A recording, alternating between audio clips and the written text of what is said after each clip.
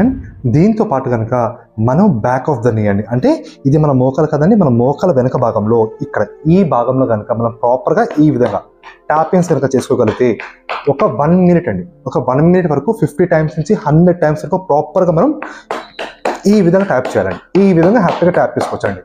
ఈ ప్రాక్టీస్ అంతా అయిన తర్వాత ఈ విధంగా మీరు ఒక 1 మినిట్ ట్యాపింగ్ చేయండి. మీరు 1 వీక్ తర్వాత ఖచ్చితంగా కామెంట్ చేసి చెప్తారండి, నాకు మోకాలు నొప్పి తగ్గింది అని చెప్పేసి. 100% ఇది. సో నేను చెప్పిన సీక్వెన్స్ని ఫాలో అవ్వండి. ఎలాంటి డౌట్స్ ఉన్నా కానీ ఖచ్చితంగా మీరు కామెంట్ చేయండి, ప్రతి ఒక్కరు రిప్లై ఇస్తానండి. సో మనం ఒక లాస్ట్ ప్రాక్టీస్ వచ్చేసి బ్యాక్ వాక్ అండి.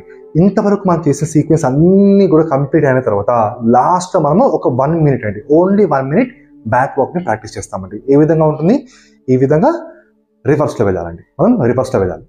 రివర్స్లో ఒక ప్రాపర్గా 1 మినిట్ చాలండి, ఎగ్జాక్ట్గా 1 మినిట్ చాలు. 1 మినిట్ కన్నా ఎక్కువ కూడా అవసరం లేదండి.